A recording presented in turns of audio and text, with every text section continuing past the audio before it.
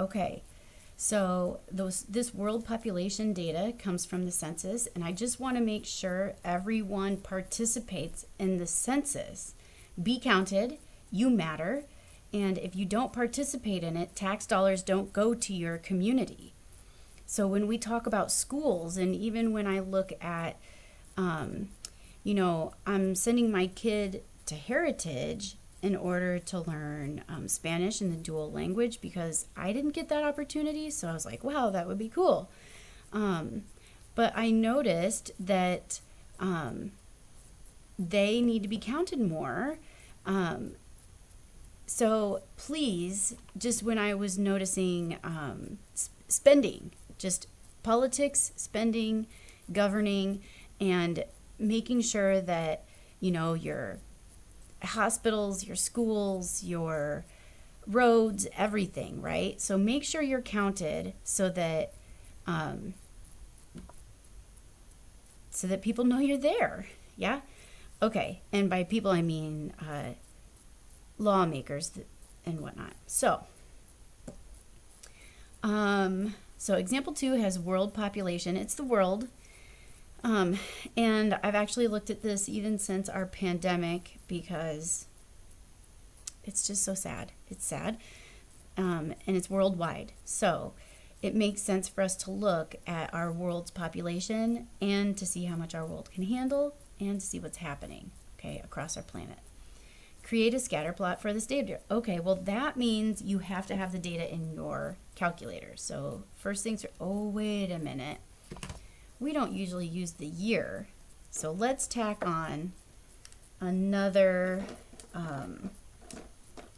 column here. Let's tack on years since 1930. So years since 1930. 0, 10, 20, 30 years after, 40 years after, 50, 60, 70, 70 plus 12 is 82 years after 1930. Okay, got it. So,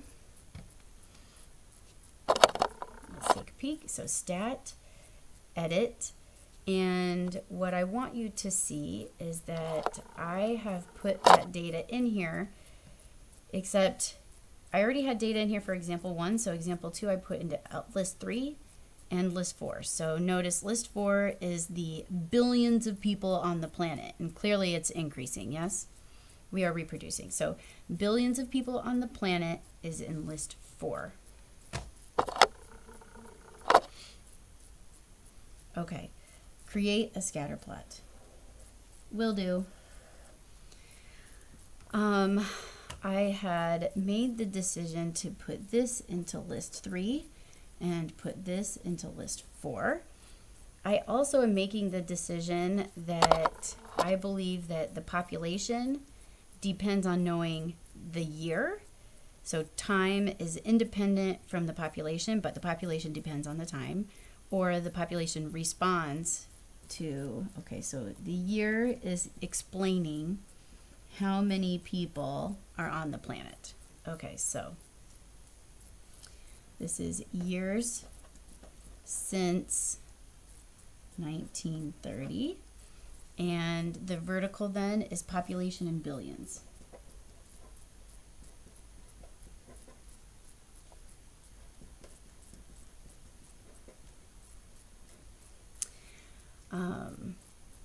Billions of people. Okay, back to the calculator.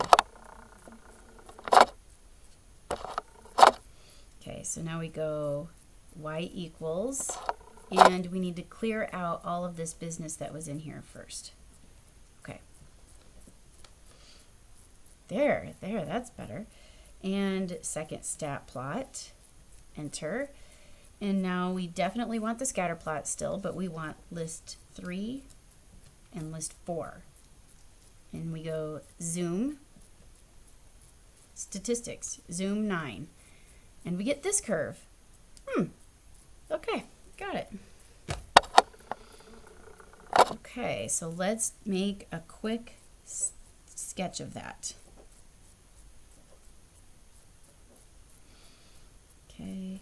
just kind of, it's going up, something of the sort. Yeah? All right. Now we have our data plot, so we can make some decisions. Awesome. Create a model equation. Say why you decided to choose this model. Well, as before, we have some to choose from. We've got the linear, we've got the quadratic, we've got the exponential, and we've got the inverse variation. Well, it's got curvature a little bit, so I do not think it's linear because it curves. The quadratic, maybe this is half of a quadratic that looks like this, but I highly doubt that before 1930 there was a ton of people, then there were not very many people, and then there were more people. So I just don't think that that's the correct model for what is actually happening. So this quadratic model just basically based on what happened before. So before 1930 doesn't fit. And then exponential does fit. It's got an initial value and it's going up. So it looks like exponential growth to me. So I'm going to mention that I'm thinking it's okay. It looks like growth. And inverse would actually swoop down and have two boundaries. So inverse is out. And I'm just going to go with the initial, right? There's no initial with the inverse. And here's an initial right there. Or y-intercept, if you will. So let's create, we've decided to go with exponential. So we're going to go with stat calc exponential regression. Okay, so, and this would be population. Calculator. It's driving me nuts. Stat calc and exponential regression, enter. Not list 1, this is list 3 and list 4 on my calculator. And we notice here's the exponential model, and we have the initial value, and we have the constant multiplier here. Okay, use 4 decimal places for your model. So what do we have? 1.97, oopsie, 95. Can I make that into a 5? Okay, 9572 times a constant multiplier 1.0161 to the, what are we calling this? T for time? To the T, where P is the population in billions, world population in billions, and T equals years since 1930.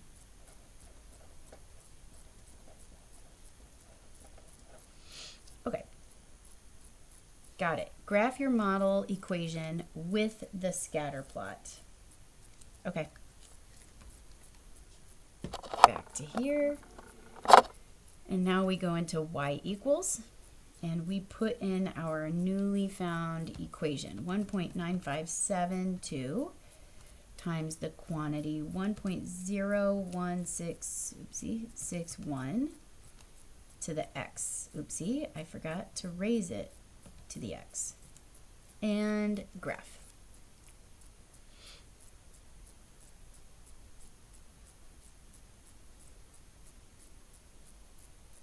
That's pretty good. That's actually a nice, it's good to have different models to choose from and pretty decent data. So it looks like our data actually fits this curve pretty well. Okay, let's see. So graph our equation with the data. Okay, it looks like it went through each one, and sometimes it just hit a little bit, but roughly speaking like that. Okay, so our curve looked pretty good. Use your model to estimate when the world's population was 4 billion people. Okay, so 4 billion people, that's the population. So P equals 4 billion here. And it says round to the nearest year. Okay. And our model then would say 4 is equal to 1.9572 times 1.0161 to the t. And our job is to find this t. Okay, so either we can use the guess and check, or we can use an intersection. So I'm going to go ahead and I'm going to say that we put this into y2, this into y1, and we went, we're going to use second trace, which is calc, and intersect. Okay, so back to the calculator. So we need to know that one of the limitations of our calculator, or at least what our skill set, is that we don't know how to solve that without guess and check or the calculator. I guess that's our skill set. In y2, we're going to put 4. Graph this. And now I guess we will go second calculate the intersection point, hit enter. First curve is blue, second curve is red, our guess is close by. And there we see that x is about 44.75-ish. Okay, and we should probably check that. So this intersection said that t is about 44.8, which it says round to the nearest year, which means that would be about 45 years after 1930. So in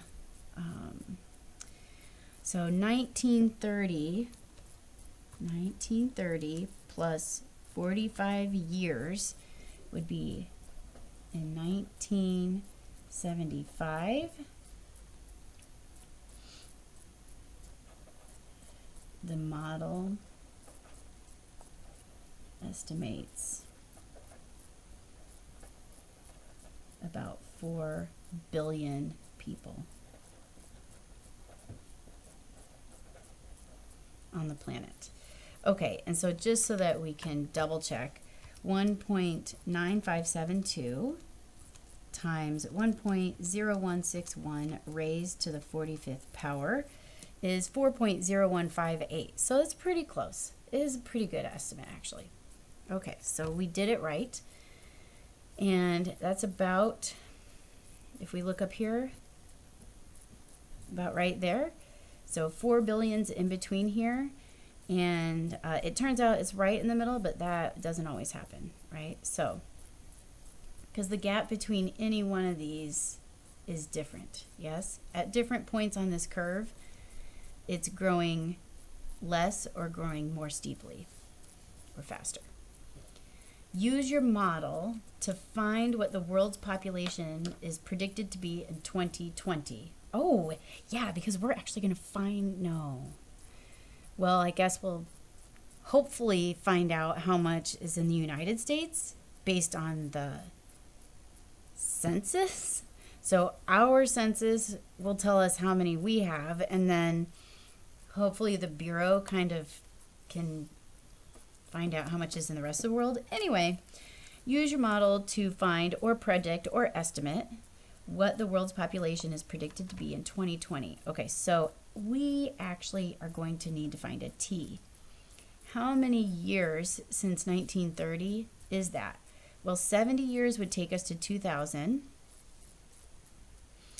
And then tack on 20 more years, that would be 90.